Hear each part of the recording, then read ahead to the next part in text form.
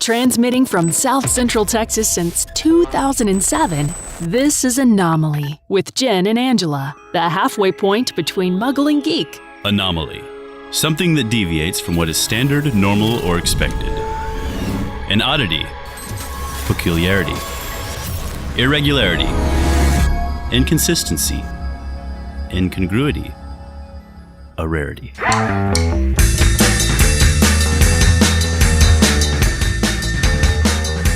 Spoiler alert! This previously archived Anomaly transmission was originally released somewhere around 2008. Angela and I discussed the comical alien abduction episode from the third season of The X-Files. This classic episode of Anomaly has been heavily edited to get to the point, which we weren't very good at back in the day. Stick around after the credits for this transmission of Anomaly to hear the episode in its entirety. To find more classic Anomaly episodes that are not currently available in our feed, head over to anomalypodcast.com, that's ANOMALY podcast.com, and click on Archive to find episodes dating all the way back to 2007. The episode first aired in the United States on April 12, 1996. That was a good year. It was written by Darren Morgan and directed by Rob Bowman. The show centers on FBI Special Agents Fox Mulder, played by David Duchovny, and Dana Scully, played by Gillian Anderson. Not Gillian, Gillian, who work on cases linked to the paranormal called The X-Files. In this episode, Mulder and Scully investigate a story about an alien abduction of two teenagers. Each witness provides a different version of the same facts.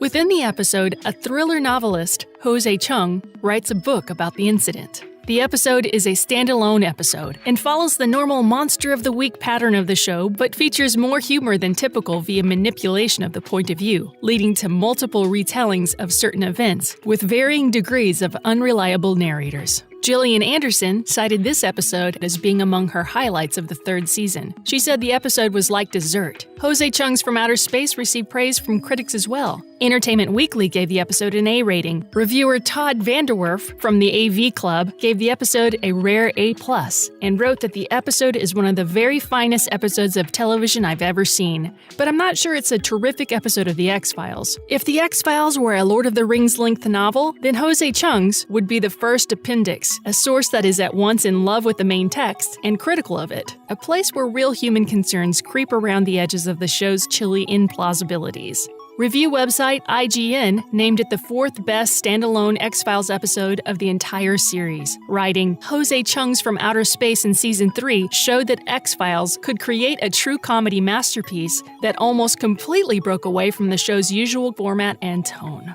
Angela and I thought it was pretty shiny too.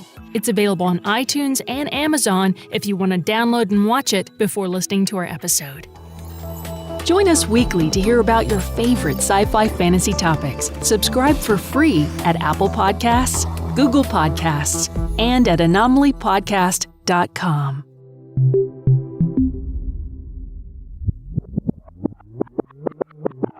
I mean, it was a really good sci-fi show. I must say that watching it, you can see that it's old. Yeah. The cool thing about this particular episode is the special effects are almost purposefully...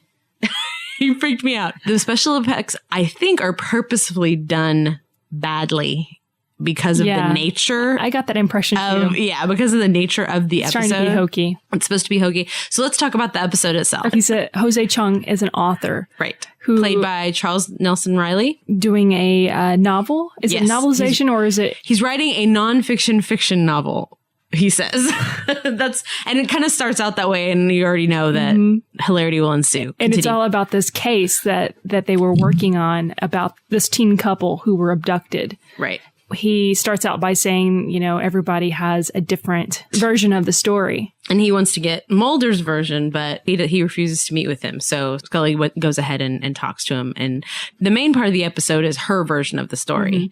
But he will read notes and stuff of other versions of the story. And that's where some of the fun stuff comes in. Yeah, so. It's all kind of like flashbacks.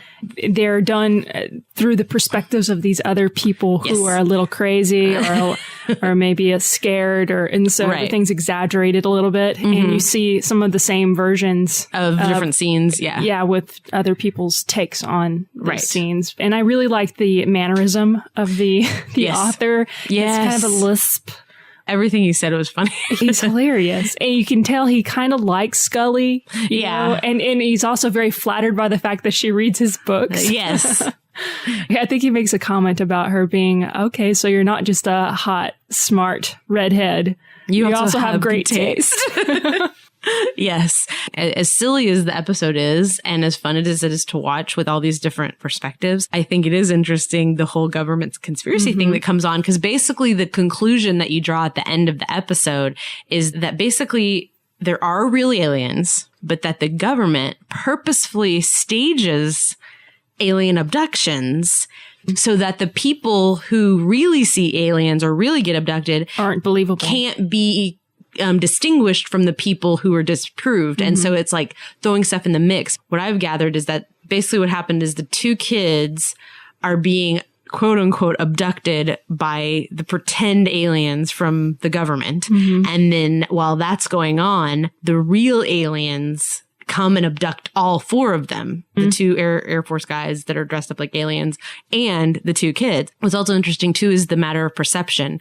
So then the kids are kind of brainwashed and the guys turn up dead and all of this weird stuff happens. And then I get the impression too that the shopkeeper is also brainwashed.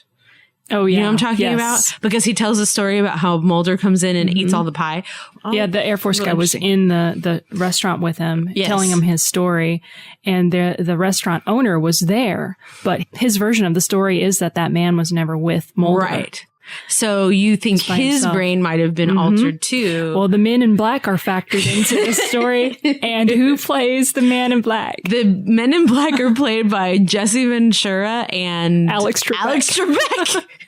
And should we do clip too? Because also the two reasons that the one really big reason is one line in this whole show. The nerd. The nerd, which is funny because, and I just noticed this, is that he has the I Want to Believe poster that Mulder has. Yes. And he has that up in his room along with like every stereotypical thing. His curtains are Star Wars sheets or something. I think it looks kind of like it. They're not distinguishable, but it kind of looks like Star Wars sheets for curtains. And he has a bed on the floor. He's obviously still living in his mom's room. He's about 35 and he calls Scully, he says that Scully isn't real, that her hair is too red. Her hair's red, but too red. And then he calls Mulder a mandroid. Because he didn't have much of emotion, he didn't have expression on his face and he was unemotional. And he was too tall. This was hilarious. A truck driver? Was it a truck? He had a pickup. Yes. He showed Lord up on Kimbo. the scene. Yeah. He showed up on the scene and he saw the real alien attacking the fake aliens. Oh, yeah. Yeah. And his version of the story, he's handwritten this. It's a screenplay. And that was his account of what happened. And that was why it was suspicious to the author of the real book, because he thought, well, this account reads like a movie script. Mulder is reading it to Scully and it sounds believable until he gets to the part where he says, and I was taken into the core of the earth where these aliens are from, and Lord Kimbot took me there, and he's a nut. I just read his manifesto. That was at the point where they pretty much figured out it was all exaggerated. But then he at the end he starts like a religious cult or something based on it was so much like what was the Hale Bop cult? Oh, I don't remember that. Poison and died back in the 90s. Oh, okay. That's the Jones. But it seemed a little sillier, though. I mean, I think they were meaning it to be sillier than that. It's like, and then you'll find peace, but you have to be wary of lava monsters. Along the same lines, there was this alien autopsy that was circulating at that time in the 90s. Where it looked like a real video footage of somebody cutting up an alien in a lab or something. Well, they were spoofing that in this episode because they had the fake alien. Right. They were doing an autopsy on, thinking it was a real alien. It was Scully performing it. This crazy nerd that Angela mentioned that was talking about Dungeons and Dragons comes into the lab with his camera and he's trying to film it, and they were trying to push him out. And Scully wanted him out, and Mulder was like, wait, does that camera work? Get it over here. And he wants it to be filmed. But when they try to get him out, he yells, Roswell! Yeah. Roswell! That's kind of his it's wonderful battle cry. Roswell! And so, but then he gets sick when they decide about when he figures out that it's a person instead of an alien. He's like, so it's just a dead human? He was all about it when it was an It alien. was dead alien, no problem. But They take the mask off, and it's a Scooby-Doo moment. I like, too, when they got a copy of that footage, and Scully's like, oh, it's so embarrassing. Because they edited it. Yes. And they did have like a show host that was commentating on it, and he has this, it sounds like a German accent or something. Yes. But it reminded me a lot of that I say real, but the actual alien autopsy video that was circulating in the 90s. And that's what's kind of fun about the episode is that, especially if you remember that time, or even so, there's a lot of things in the episode that are specifically there to kind of hark back to stuff. There's, like having Alex Trebek and them in there. Sure. It was very cultural for the 90s too. Oh, that reminded me. Yes. Jesse Ventura. Yes. Picks up the nerd.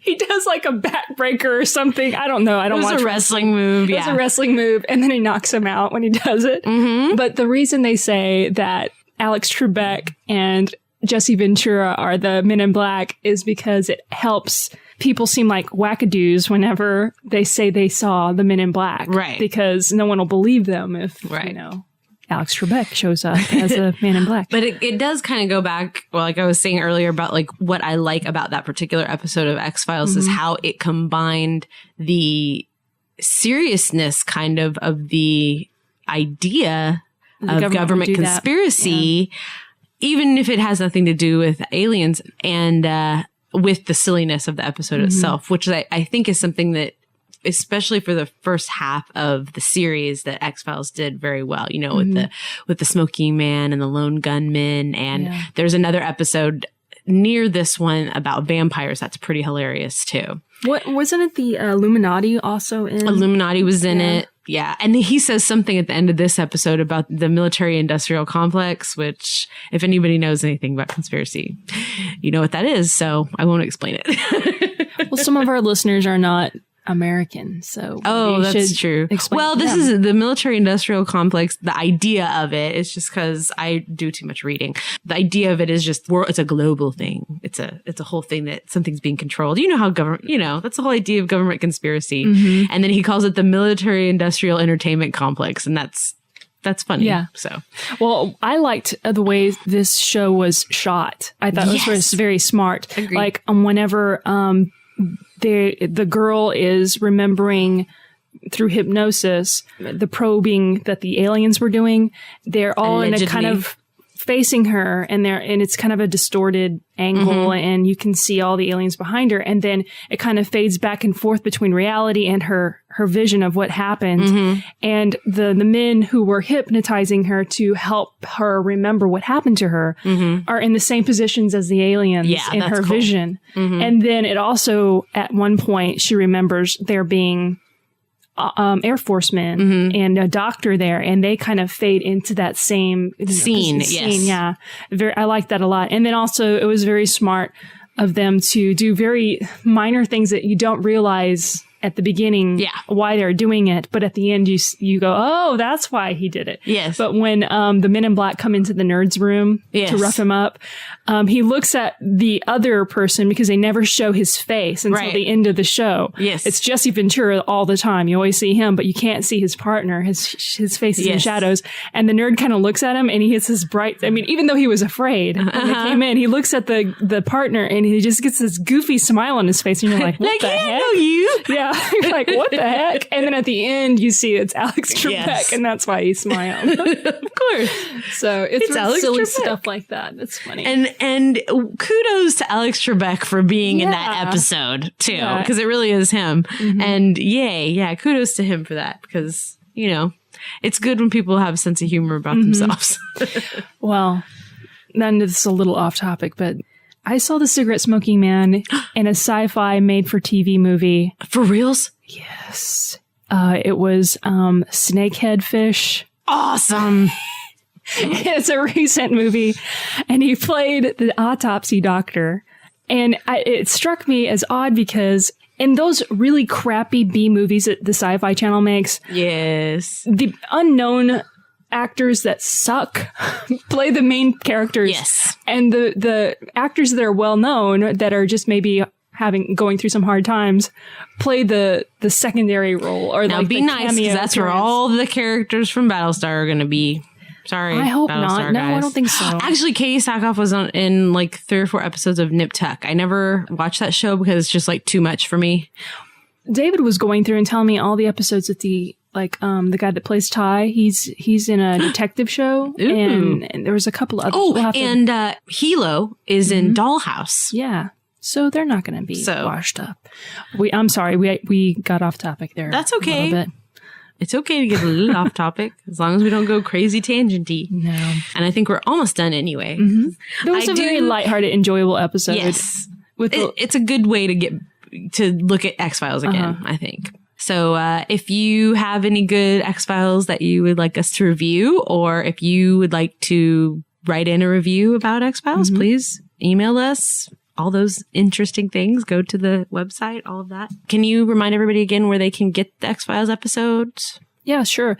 You can go to Amazon.com or you can download it from iTunes. I really like the iTunes. Yeah. In fact, I mean, I would have probably preferred to have downloaded it through iTunes, but I found out about it after I had already purchased it from Amazon. And then I had to buy some player. Oh, okay. And I didn't have to buy it. I had to download and install it in order to watch my movie. But we did get it to work on our big screen. I have my laptop hooked up to their big screen TV, and it looked pretty good, didn't it? Yeah, I thought it really did. Good. So it looked really good. Totally worth the $2. Yes, definitely. Yeah. All right. I think we did good for being as tired as we are. I think so. Because I am physically exhausted. Me too. I'm having a hard time keeping my eyes I know you are. Okay. All right, then.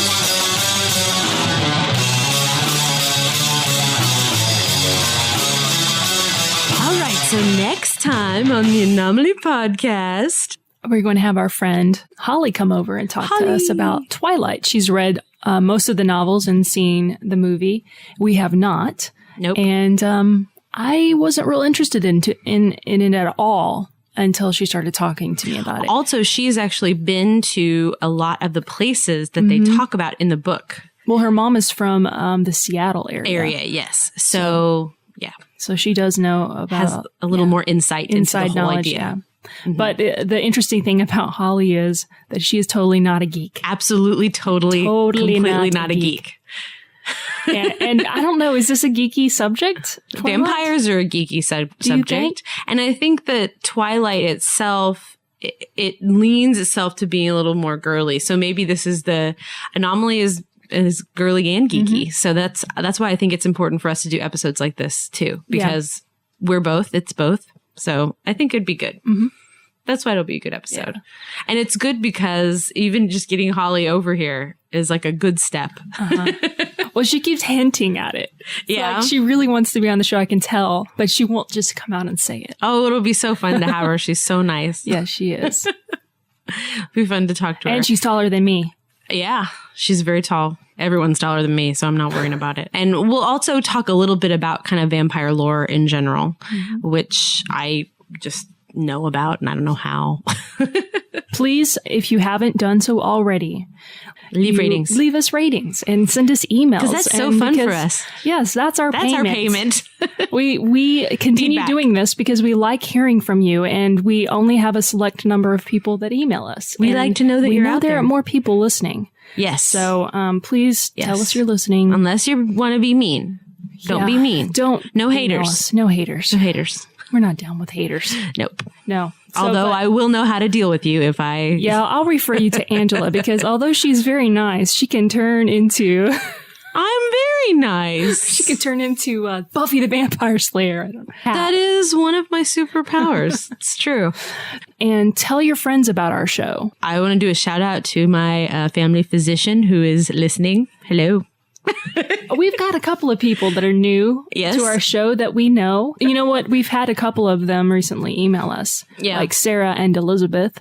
Good. And we'll read their emails next week. So you can email us directly, girlygeeks@gmail.com. That's girlygeeks with a Z at gmail.com. or you can visit our website, anomalypodcast.com. That's ANOMALY podcast.com. And you can contact us there too through our contact page and our blog. So it's all on our website. I'm Angela. And I'm Jen. And you've been listening to the Anomaly Podcast, where female and fandom converge.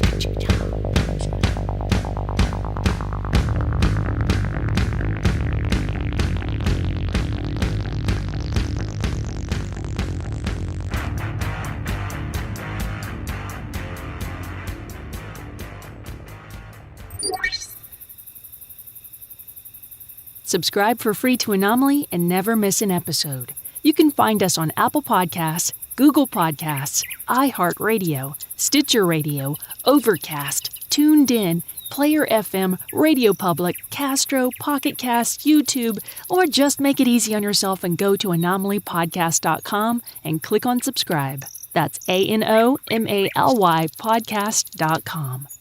Special thanks to Rick Pete, Rick Moyer, Amber and Stephanie for supporting the show. We could not make Anomaly without your generosity. If you can help, go to anomalypodcast.com and click on Donate at the top of the page to give a monthly donation of your choosing. Thank you. Hey, if you're looking for more podcasts like Anomaly, check out Treks in Sci-Fi with Rico Dosti. He covers all sorts of science fiction fantasy topics and has been producing his show since 2005. Find him at treksinsci-fi.com and subscribe via Apple Podcasts and Stitcher Radio. For those of you who like Star Wars, you can check out the other show I do with my friends Joe and Chris. It's called the Star Wars Stacks. We primarily talk about old and new Star Wars books, but we're going to start experimenting with tabletop gaming as well. Check us out at Apple Podcasts, Stitcher Radio, and at swstacks.com. My co-host from the Star Wars Stacks, Joe, also has another show called The Upper Memory Block. It's all about DOS and pre-Windows XP gaming. Every month, Joe talks in depth about a game series, company, and/or technology from the era. He's on Apple Podcasts, Stitcher Radio, Steam, and YouTube, or find him at umbcast.com. One other show you might like is Waffle On with Meds and Kel. The two of them have been waffling on since 2012. Their show is about classic television and films from around the world. Their topics could be about children's shows like Morph or something more mature like a B horror movie from the 70s. Find them at waffleon.podbean.com or on Apple Podcasts and Stitcher Radio. You're still here? Wow, you must be an overachiever. Are you Ravenclaw? Virtual fist bump. You've made it to the bonus round in the Anomaly credits, and you deserve some outtakes, my friend. Enjoy. You don't spend all those years playing Dungeons and Dragons and not learn a little something about courage. And that will be a soundbite. And that will from now on the Anomaly podcast. That will be one of our official soundbites. It's awesome. Anomaly. Something that deviates from what is standard, normal, or expected. An oddity. Peculiarity, irregularity, inconsistency, incongruity, a rarity.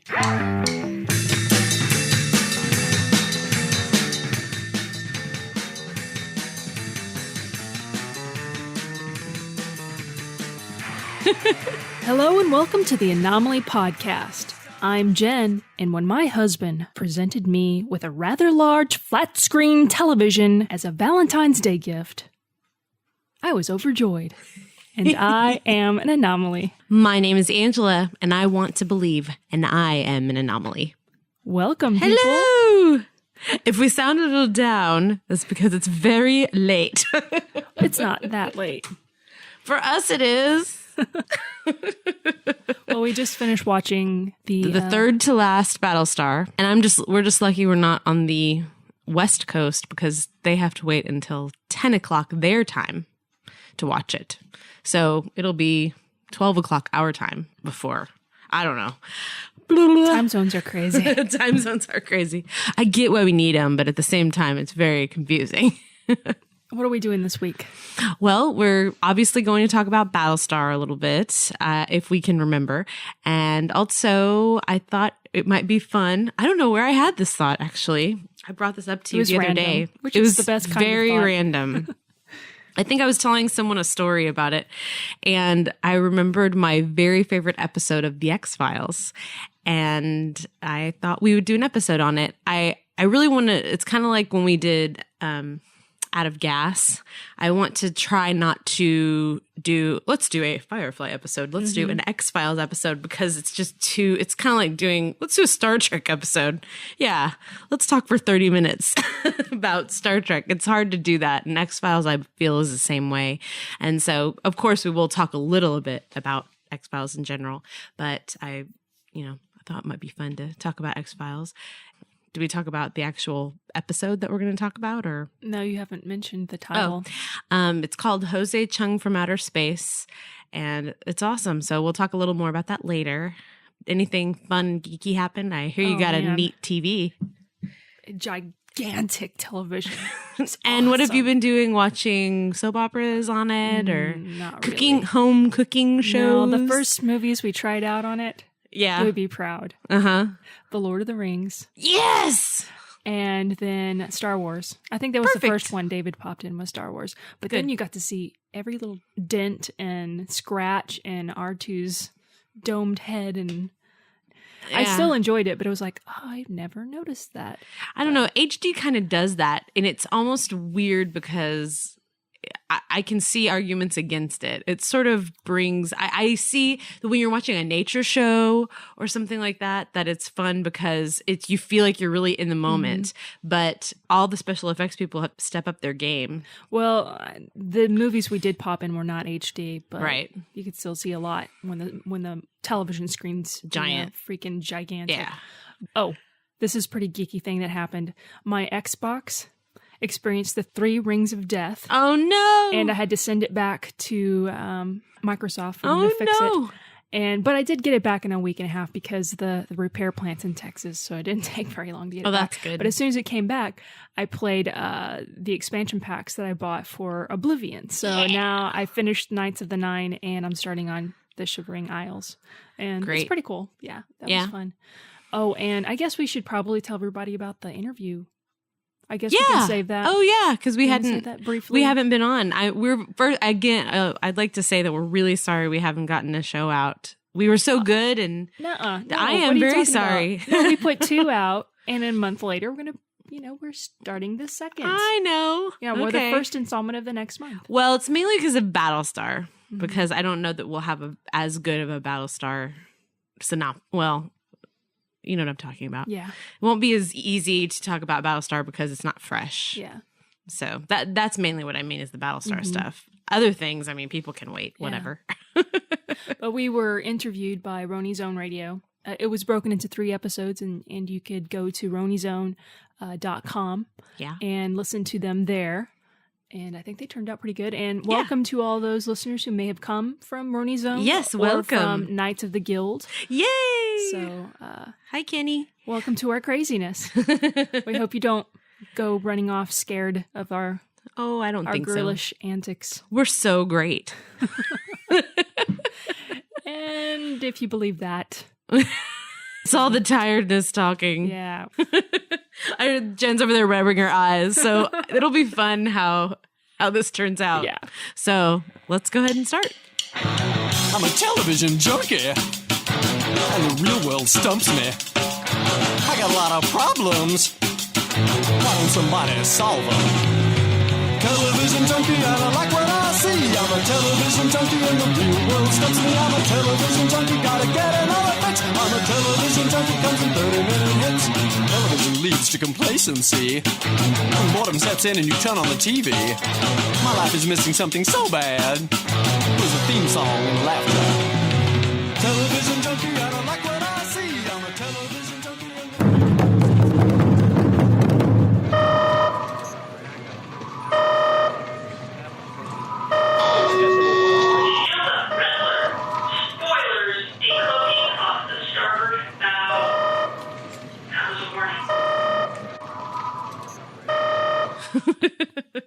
We're talking about Battlestar.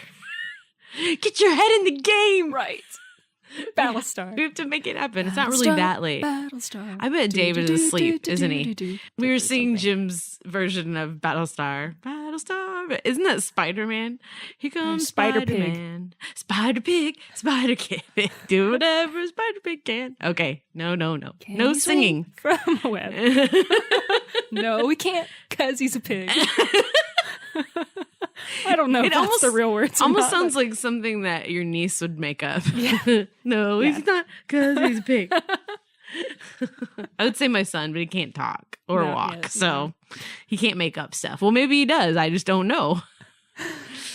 So anyway. Okay, so we're talking about Battlestar. This will be very sporadic because we watched 8 episodes. So 7 of them we have not talked about. Right. So that's a lot. Yeah. We're going to kind of do an overview. This is my overview. Okay, go. Starbuck, cool. Boomer, bad. Cavill, Satan. 6, sad. 6 is sad. Ellen, mad. Then a witch. Then nice. I like it. It's like a haiku. Okay. No, a haiku has a much more structure. Right. Continue. Anders sleeping. Anders is sleeping. And now you can snap. I wish you would have told me you were writing a poem. I would have written a poem. I feel so underprepared. I didn't know it was a poem when I was writing it. It was notes, but you're just making notes. Sounds like a poem. It did kind of sound like a poem. Yeah. Okay, so did we talk about Ellen? No, she wasn't. She hadn't. She was revealed in the premiere, and you said she was a letdown. Yeah, wasn't a fan. That's right. I liked Ellen in the episode following the premiere. Yes, because that was awesome. Wise Ellen. She was sort of elevated. Yes, definitely. And I was like, that could work. I'm getting into Ellen. She's almost in a saintly way, or an angel, like an archangel or something like saint. that. Saint. I like that, like a saint or something who, in the hierarchy, not having anything to do with ours. You know what I'm talking about. Yeah. But anyway, so kind of in that. And then when she got back and she turned into Lady Macbeth again, I think that she single-handedly killed that baby. Either she somehow did it on purpose, or she stressed out sick so much that she miscarried. Mm-hmm. I really think that because that's possible to do that. And 6, I mean, she's kind of skinny. Just kidding. She's not like me. There's no nutrition there for the baby. Good childbearing person. And also, she just wasn't looking too pregnant. But I do obviously feel bad for poor 6. She's very sad. Let's see, what else? Again, we're going to be very sporadic. Well, Starbuck. I have never liked Starbuck, and I've said that since the beginning. Mm-hmm. I mean, as a character, the actress is great. Right. I like that she's in the show, but she's one of those characters for me that I love to hate. I don't like her. But since then, I've started liking her. She's become more interesting. She's more than just a brooding jock. Well, the other day when we were at a party together, and I realized why I love Starbuck so much is because she is my best friend from high school that everybody knows is Stephanie, because Stephanie comes riding up on her motorcycle to a kid's birthday, or no, it wasn't a kid's birthday party. Yeah. It was last weekend, and she just rides up on her motorcycle in this big motorcycle jacket, and I was like... In her leathers and riding leathers. Yeah, riding leathers, so it looks like, a uniform, and I was just like, yeah, she's Starbuck. No wonder I like Starbuck, even though she's kind of crazy. She's Stephanie. Stephanie's a little crazy, but a nice crazy. No, of course it's not exactly the same, but there is that part of her that's like real rough and tumble, and she was talking about a bar fight in which she flexed her muscles. Yeah, she actually flexed her muscles to get somebody to leave her alone. But then she also retaliated by flipping her hair at them. Yeah. So like that's so that's totally not Starbuck. That's not Starbuck. That's Stephanie. but it is that same kind of, she does have a little bit. I'll say this, ever since we were teenagers going out together, I was never afraid because I knew she'd take them. Mm-hmm. So I would never be afraid to go out with Starbuck either. So there you go. That's the deal with that. But I go back and forth about her. I wasn't sure what was going on. Again, I'm sorry if we skip around, but... And you are going to put the spoiler alert on this, right? I like our spoiler alert, by the way. Okay, so she is still technically married, I guess, to Anders. And when she was making the decision about whether they should take the bullet out, and he was doing all of that revealing, that episode was so strange to me because it was like, and stop me if you need to interject because I'm just kind of free-forming here. That episode blew my mind because they were revealing so much information. Sensory overload. There was a sensory overload, and I wasn't even sure what I had just watched. And we did watch it again, and it's almost like we need clip notes to figure it out. Yeah, that's what I was saying. It was like I needed some kind of follow along, follow along with the story kind of book because I was lost. I was lost too. Yeah, and I'm still kind of lost. Pretty quick. I think we're pretty smart girls. That was kind of hard to figure out. I still don't know exactly what happened, but well, and then also, I mean, I'm getting that there's, I'm getting very nervous about the last 2 episodes because obviously there has to be some kind of payoff, but I've been very dissatisfied. There have been interesting things that have happened, but I've been like slightly dissatisfied. I haven't. You haven't? Go ahead. I haven't because when I talked my mom into watching Battlestar, I sold it to her as a story about people, and they just so happen to be on a spaceship, and there just so happen to be robots chasing them. Yes. But that the real meat of the story was the people and their survival.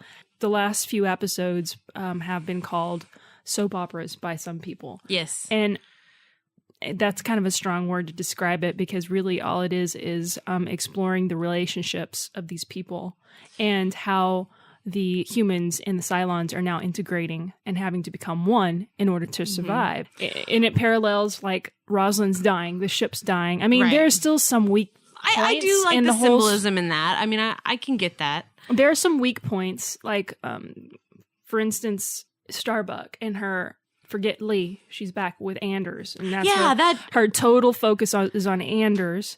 And I'm willing to accept that because as a wife, if my husband was in that situation, I would be but their situation is different than she was yours. all over the place before that, and now all of a sudden it's all Anders again. This is the reason we didn't record a podcast like the next week because I refused to talk about that episode. The episode where they just conveniently decided that Chief's baby wasn't really Chief's baby. Yeah, that. I was ticked off because to me, even if it wasn't really your kid, you'd still have. Well, no, that okay. Because he's totally forgotten. As a mother, in relation to the story, it like made me very upset to think of this baby who's had a father. He's already had his mother die in front of him, and now the only father he's ever known is now torn because he doesn't know, he can't whether really he's be a his Cylon father or human, because he's now a Cylon, whatever. Complete. So that makes me sad, like in general. On another note, this is where I'm calling shenanigans on the writing staff, is that it makes me think that nobody had the outline for Chief is going to be one of our Cylons because they did this whole storyline where Chief and Callie got married and they had baby, whatever. And then they were like, oh, we made such a big deal about Hera being important. So, maybe now that we've made Chief a Cylon, we got to make sure that this baby isn't a hybrid like Hera. So, she cheated on him. Great. Yeah, let's do that. It just felt forced to me. And it felt like the character of Callie. It felt like an afterthought, and I was very annoyed by the cheaping. And I'm fine. Callie in retrospect was one of my favorite characters. I loved the first season where she bit the nose off that, or the tongue or whatever. She bit off that one dude to get him off of her because she seemed so sweet and demure, and like she could be taken, and she was feisty. And I mean, I can see it even in her character to maybe cheat on Chief. I mean, whatever. I mean, whatever. That's not even the issue. It just seemed story-wise to be an afterthought to me, and that was very annoying. And now, no, we don't have to talk about Nick anymore. Yeah. And I don't know. The other thing is, he felt like that was his son for so long, and he did have feelings for Callie.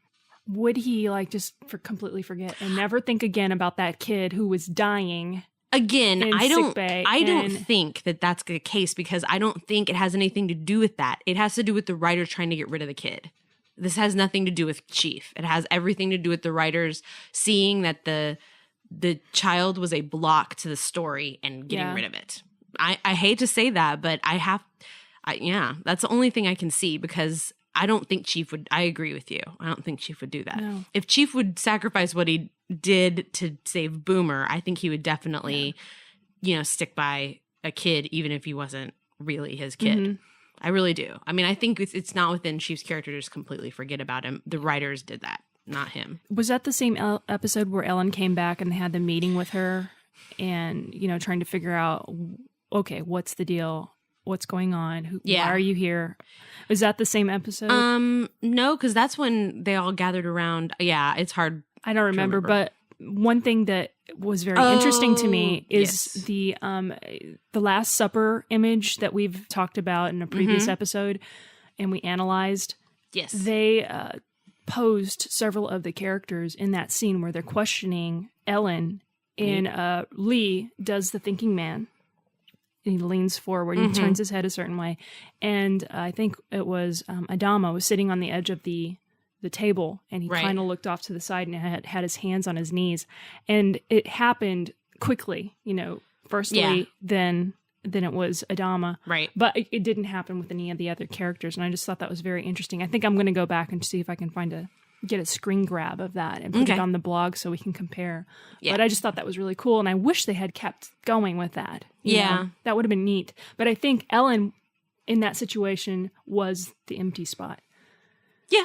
So, because she was in that room with them when they were making these, I think that they were hinting at that. The whole thing, I think the soap opera comparison had more to do with if you were to kind of take yourself out of it and say, okay, well, somebody's in a coma and we don't know if they're coming out of the coma. It is like that. Or if you have, Starbuck and her evil twin. Maybe it's her evil twin, but maybe it's herself. But she really died, but she really come back. And as my father will tell Boomer you, if my father will tell you that twin. Anybody, nobody dies in soap operas. They always come back somehow. There's always a way to come back. And my dad used to make that joke when my mom watched soap operas, that nobody's really alive, and he would joke around. And it's like, if you were to look at it that way, it does kind of seem, and of course, Boomer is definitely an evil twin to all the eights, but Boomer. I, at one time, felt bad for Boomer because she didn't know she was a Cylon. The switch went off. She didn't know that, that was my rationalizing what was going on, was that she didn't realize what she was doing, and I felt bad for her. Now I don't. No. I can't stand her. She's in Tory category, in the Tory list for me. Blacklist. Well, she's going to get her just desserts, and I think Boomer is too. See, we want them to, but I'm very nervous that's. I don't want you to put too much stock in that, because the way the last few episodes have been happening, there's been some very good points. I'm still happy to watch it, but I'm not optimistic that they're going to resolve anything like that. I'm not optimistic that anything's going to get resolved. Because I'm not really putting any preconceived notions on it. I don't have like a way that I want it to be resolved. Yeah. I just want it to be resolved good. And it's just been, everything's been very like jalopy the past few times. It's like, well, it's gonna start. It'll start right up, I swear. But it's like, so that's just how I've been about it. So I'm just hoping that all of these things, that all of the cards getting in the row, that once everything gets started or whatever he's going to do, that it really works. I understand your point of view, but for me, the whole point is that the Cylons and the humans are working together now. Yeah, and that is the goal for the end of the series. Yeah. Whether they all die together as one, or they all find wherever they're looking for and defeat Satan and Cavil. Well, I think what's hard, though, too, is that there are so many storylines. Oh, yeah. It's confusing. There are so many ends to the tapestry, that are going on in the story. I just don't see it being resolved in 80 minutes. I don't see that happening. I don't see it being resolved the way that I will feel, released from the story in, an hour and 20 minutes. I just don't see it happening. Another point is Baltar.